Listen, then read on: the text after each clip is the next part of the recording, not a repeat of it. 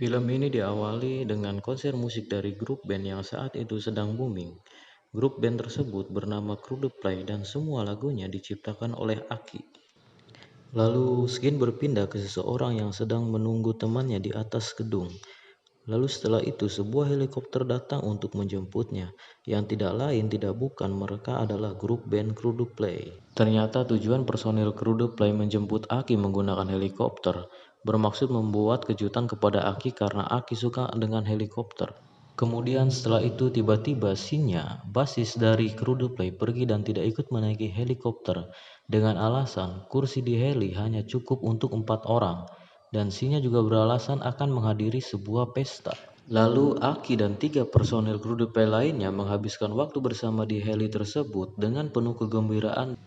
Setelah mereka turun dari heli, tiba-tiba datang Takagi-san, manajer Crew The Play, berniat mengajak mereka untuk jumpa fans.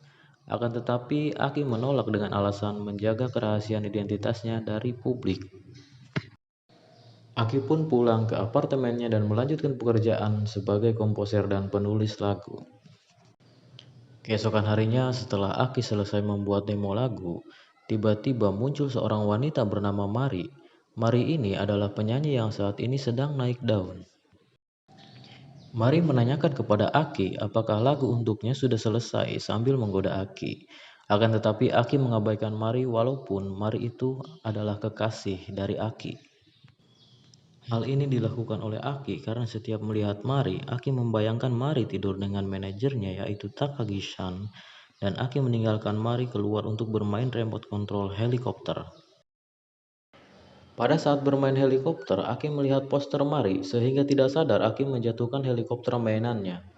Seketika itu Aki merasakan patah hati. Lalu tanpa sadar Aki mulai bersenandung dan mendapatkan inspirasi untuk lagu barunya. Ya, namanya juga penulis lagu. Beda sama saya mau patah hati, senang, ataupun sedih. Ujung-ujungnya pinjam duit. Tanpa Aki sadari, di kejauhan ada seseorang yang memperhatikan Aki sedang bersenandung. Lalu tiba-tiba gadis itu menjatuhkan sepeda sehingga barang bawaannya berantakan.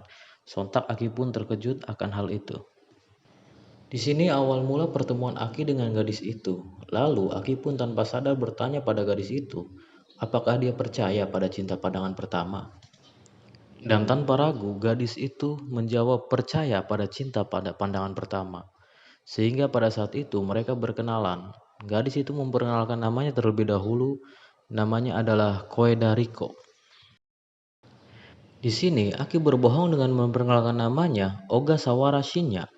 Karena pada saat itu Aki melihat poster dari Shinya Crew The Play. Mulai semenjak saat itu mereka sering jalan. Walau Aki sebenarnya tidak menyukai Riko. Beberapa hari kemudian, grup Crew The Play sedang melakukan sesi wawancara dan terkuak fakta bahwa hanya Sinyalah yang bukan merupakan teman masa kecil dari anggota Crew The Play. Sinya menggantikan Aki di posisi basis yang mengundurkan diri sesaat sebelum debut tanpa alasan yang masih menjadi misteri. Pada saat yang sama, terlihat Sun sedang menerima telepon dari Aki. Aki bilang pada Sun dia akan pergi kencan dengan gadis yang berkepala jamur. Namanya adalah Koeda Riko. Ketika Aki hendak pergi dari apartemennya, tiba-tiba Takagi-san, manajer Crew The Play sekaligus manajer Aki, datang untuk menemui Aki. Takagi-san menyuruh Aki melupakan wanita itu karena ia hanya melihat Aki sebagai Crew The Play dan tidak mencintainya dengan tulus. Namun Aki menyangkalnya bahwa dia tidak memberitahu identitasnya yang sebenarnya dan masih merahasiakan pada publik. Aki dan Riko pun bertemu di sebuah toko musik. Di sini terungkap Riko adalah fans dari Crew The Play dan dia sangat suka lirik yang Aki ciptakan. Yang tanpa Riko ketahui orang di sampingnya lah Aki sebenarnya. Lalu tiba-tiba datang dua sahabat Riko yaitu Yui dan So menemui mereka. Yui menanyakan apa pekerjaan Aki. Aki berbohong dengan mengaku dia adalah seorang pengangguran. Karena merasa kasihan kepada Aki yang dimaki oleh Yui, Riko pun membawa kabur Aki dari temannya ke tempat yang lebih tenang. Setibanya di sana, Riko masih heran dan bertanya-tanya tentang apa yang disenandungkan Aki waktu itu. Tiba-tiba Aki langsung menutup mulut Riko ketika Riko hendak bernyanyi. Di sini Aki berbohong lagi bahwa dia takut akan musik walaupun itu terbilang cukup aneh. Seketika Riko menenangkan Aki dan bilang akan melindunginya.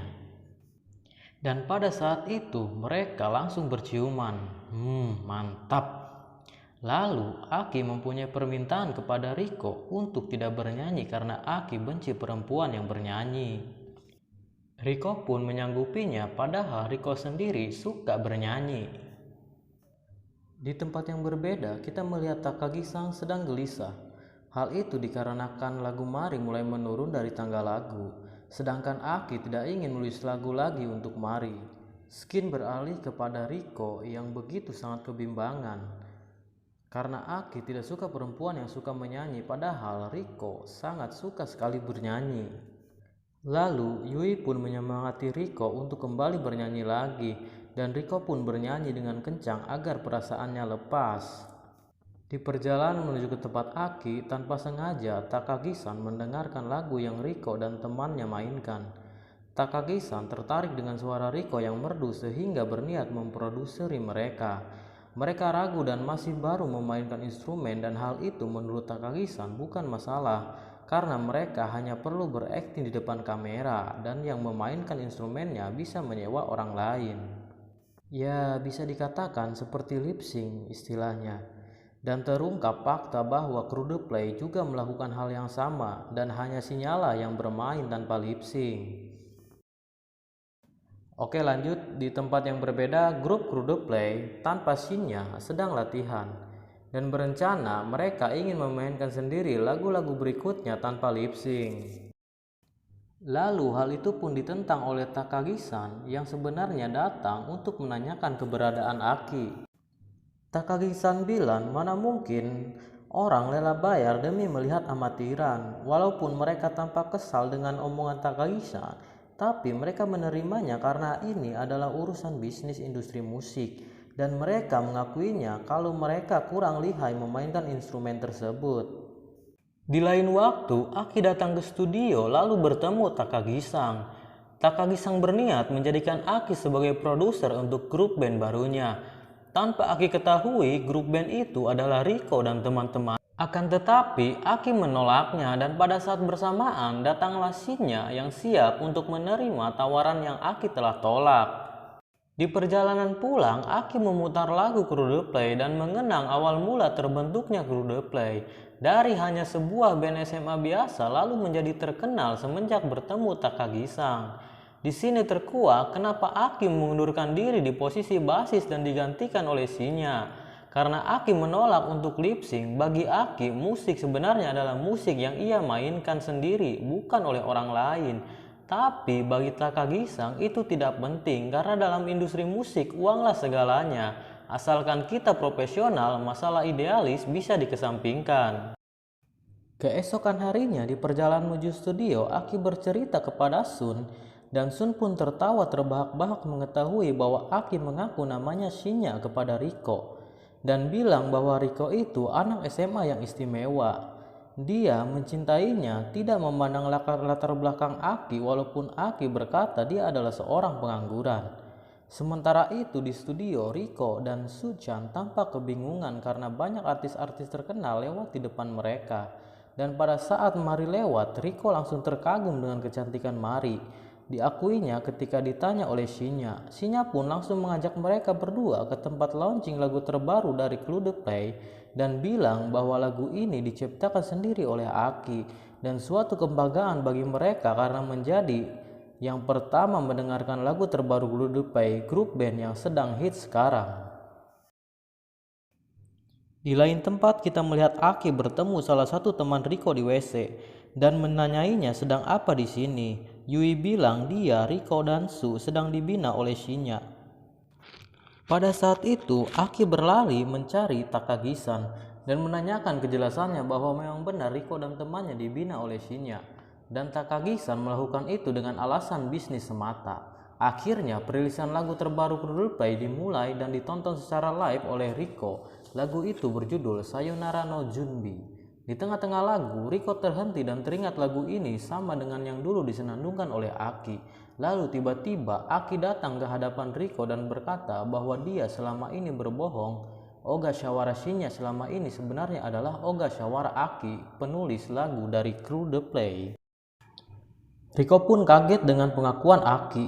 Aki meminta maaf tentang semua kebohongannya kepada Riko. Bilang bahwa dia pengangguran, tidak suka perempuan yang suka nyanyi, dan Riko pun memaafkannya. Bagi Riko, Aki tidak berbohong. Itu bisa dibuktikan dengan lagu yang Aki ciptakan mewakili perasaan sebenarnya dari Aki itu sendiri. Aki pun mengajak Riko ke rumahnya, dan setelah di rumahnya, Riko pun sekarang benar-benar percaya bahwa dia adalah Aki kru The Play yang sebenarnya. Setelah melihat ruang kerja Aki, dan memang itulah tujuan Aki saat ini. Lalu Riko pun melihat sebuah bass yang merupakan bass pertama Aki. Aki bercerita bahwa bass itu adalah hadiah ulang tahun dari ayahnya sewaktu umur 12 tahun. Dan menceritakan awal mulanya terbentuk kru The Play. Riko pun saat ingin mendengar permainan bass dari Aki, tapi Aki menolaknya dengan alasan perlu sebuah band untuk memainkan bass. Setelah itu tanpa sengaja Riko melihat album pertama kru The Play dan dia sangat suka lalu mau bernyanyi. Tapi seketika terhenti ketika Aki melihatnya, karena takut Aki akan marah. Tapi sebaliknya, Aki mengiringi Riko bernyanyi dengan gitar. Untuk pertama kalinya, Aki mendengarkan suara Riko bernyanyi, dan pada saat itu Aki jatuh cinta kepada Riko.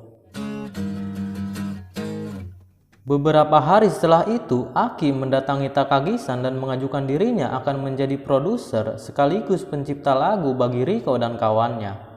Akan tetapi ditolak oleh Takagi-san karena sebentar lagi mereka akan melakukan debut ditambah demo dari Shinya sudah masuk.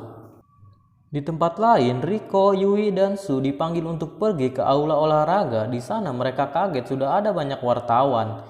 Dan di sini untuk pertama kalinya mereka dikenalkan kepada publik dengan nama Muse and Cho. Riko yang kebingungan akhirnya pergi dari konferensi pers dan menemui Aki untuk meminta saran. Pada saat itu Riko bilang dia hanya ingin bernyanyi saja tanpa harus menjadi artis dan Riko merasa khawatir akan hal itu. Tetapi Aki meyakinkan kepada Riko bahwa dia akan melindungi musik Riko dengan cara akan menciptakan lagu kepada Riko. Dan Aki pun merasa lagu yang ia ciptakan menjadi lebih bermakna. Dan Aki pun mencium Riko kembali. Mantap. Skin berpindah ke sebuah ruangan meeting yang membahas tentang konsep untuk debut Muse & Co. Tiba-tiba Aki datang dan menemui Takagi-san dan memberikan demo untuk Muse & Co. Dan semua orang kaget melihat Aki ingin memproduksi Muse & Co. Di tempat lain, Riko bersama temannya sampai di studio dan bertemu dengan Mari. Riko mengobrol sedikit dengan Mari dan bertanya apa maksud perasaan Aki menulis lagu Sayonara yang artinya perpisahan. Pada saat itu, Mari pun bergegas pergi keluar karena jemputannya telah datang. Tanpa disengaja, Mari bertemu Aki di luar dan Riko melihatnya. Saat itu, Riko mulai patah hati dan sadar kebohongan Aki tentang tidak suka wanita yang suka bernyanyi. Di tempat lain, Riko merasa patah hati sambil mendengarkan mana lagu Sayonara Junbi yang diciptakan Aki. Tiba-tiba datang Shinya menghampiri Riko untuk menenangkan Riko yang galau. Skin berpindah ke percakapan antara Takagi-san dan Aki. Takagi bilang demo yang diberikan oleh Aki sangatlah bagus, bahkan melebihi sebelumnya. Tapi sayangnya, kedekatan Riko dan Aki diintai wartawan itu bisa membuat karir Riko hancur. Hanya satu cara agar itu tidak terjadi, yaitu Aki harus berpacaran kembali dengan Mari dan harus putus dengan Riko. Walaupun dengan berat hati, Aki menerima hal itu demi masa depan Riko. Berita kedekatan Aki dan Mari pun tersebar dengan cepat. Publik pun dibuat heboh dengan kedekatan mereka walaupun hanya rekayasa. Riko yang melihatnya semakin menjadi patah hati ditambah pengakuan Aki yang membenarkan kabar itu dan memutuskan Riko.